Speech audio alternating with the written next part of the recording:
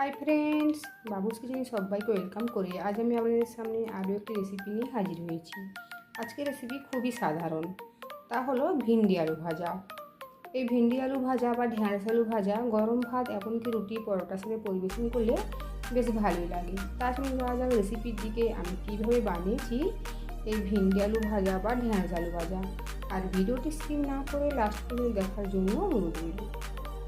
ভিন্ডি আলু ভাজার জন্য বা ঢেঁড়স আলু ভাজার জন্য কড়াই খুব ভালোভাবে গরম করে নিয়েছি। কড়াইয়ের মধ্যে এখন দিচ্ছি সাদা তেল, আপনারা চাইলে সর্ষের তেলও বানাতে পারেন।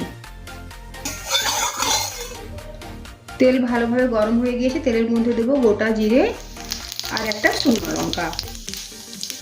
ফোড়ন ভাজা হয়ে গিয়েছে, এখন দেবো লম্বা করে কেটে রাখা আলু। আলুটা ফোড়নের সাথে নেড়ে দেবো আর গ্যাসের ফ্লেম একদম কমিয়ে রেখে 5 মিনিটের জন্য ঢাকা চাপা দেবো। ঢাকাটা সরিয়ে নেব। মাঝে একবার আমি ঢাকা খুলে নেড়ে দিয়েছি। দেখুন আলুটা কিছুটা ভাজা হয়ে গিয়েছে আর সাথে অল্প একটু পরিমাণে নরমও হয়ে গিয়েছে, মানে একটু সেদ্ধও হয়ে গিয়েছে। এখন দেবো কেটে রাখা ঢেঁড়স বা ভিন্ডি। এখানে ঢেঁড়সের তুলনায় আলুর পরিমাণটা একটু কম রয়েছে। সব কিছু নেড়ে চেড়ে মিশিয়ে নেব।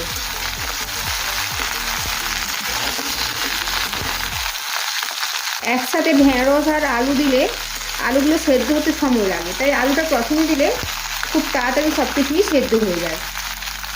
এখন আর কিছু দেবো না, এই অবস্থাতেই আবারও ঢাকা চাপা দিয়ে কিছুক্ষণ ভাজা ভাজা করে নেবো। মাঝে একবার ঢাকা খুলে নেড়ে দেবো।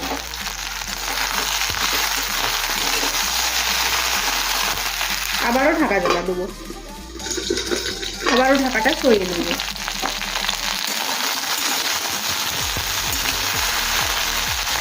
এখন দেবো একটা বড় সাইজের কোচানো পেঁয়াজ।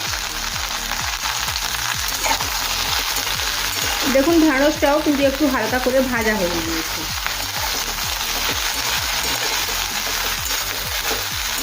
আবারও সব কিছু নেড়ে চেড়ে মিশিয়ে নিয়েছি। 2 মিনিটের জন্য ঢেকে দেবো। 2 মিনিট পরে ঢাকাটা সরিয়ে নেব। দেখুন পেঁয়াজের কালার কিছুটা চেঞ্জ হয়ে গিয়েছে। এই সময় দেবো কিছু গুঁড়ো মশলা। দেবো হলুদের গুঁড়ো, লাল লঙ্কার গুঁড়ো, জিরের গুঁড়ো 1/2 চামচ আর ধনের গুঁড়ো 1/2 চামচের একটু বেশি। দেবো স্বাদ মতো লবণ। সব কিছু নেড়ে চেড়ে মিশিয়ে নেব। অনেকেই বলে থাকেন ঢেঁড়স বা ভিন্ডি রান্না করার পরেও হড়হড় করে। লবণ যদি প্রথম থেকে দেওয়া হয় তাতে কিন্তু দেখা যায় যে ভিন্ডি রান্নার পরেও হড়হড় করছে। ভিন্ডি কিছুক্ষণ ভাজা হওয়ার পরে তারপরে লবণ দিলে কিন্তু আর ঢেঁড়স বা ভিন্ডি হড়হড় করে না। সব কিছু নেড়ে চেড়ে মিশিয়ে নিয়েছি। আবারও ঢাকা চাপা দিয়ে কিছুক্ষণ রান্না করব।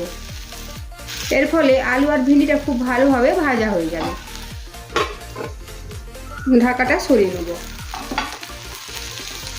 দেখুন আলু আর ভিন্ডি দুটোই খুব ভালোভাবে ভাজা হয়ে গিয়েছে আর ভিন্ডিও খুব তাড়াতাড়ি সেদ্ধ হয়ে যায়। ভিন্ডিও সেদ্ধ হয়ে গিয়েছে, সাথে সাথে আলুও সেদ্ধ হয়ে গিয়েছে। আলু ভিন্ডি ভাজা প্রায় হয়ে এসেছে। এই সময় দেব একদম অল্প পরিমাণে চিনি, টেস্টটাকে ব্যালেন্স করার জন্য। আপনারা চিনি অপছন্দ করলে অবশ্যই স্কিপ করতে পারেন। আর সবশেষে দেবো ম্যাগি মশলা।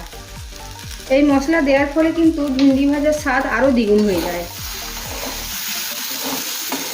সব কিছু নেড়ে চেড়ে মিশিয়ে নেব আর ঢাকা ফোড়া অবস্থায় প্রায় 2 মিনিট এভাবে রান্না করে নেব। 2 মিনিট পরে গ্যাসের ফ্লেম অফ করে দেবো। তৈরি হয়ে গেল ভিন্ডি আলু ভাজা। আপনারা আপনাদের পছন্দমতো ডিশের সাথে সার্ভ করতে পারেন। আজকের আমার এই ভিন্ডি ভাজা রেসিপি যদি আপনাদের ভালো লেগে থাকে তো অবশ্যই কমেন্ট করে জানাবেন কেমন হয়েছে। সাথে লাইক, শেয়ার ও সাবস্ক্রাইব করার জন্য অনুরোধ রইল। আর পাশে থাকা বেল আইকন প্রেস করার অনুরোধ রইল আমার প্রতিদিনের ভিডিওটা আপডেট পাওয়ার জন্য। ভালো থাকবেন, সুস্থ থাকবেন। ফিরে আসছি অন্য কোনো রেসিপি নিয়ে। আর ভিডিওটি লাস্ট পর্যন্ত দেখার জন্য ধন্যবাদ।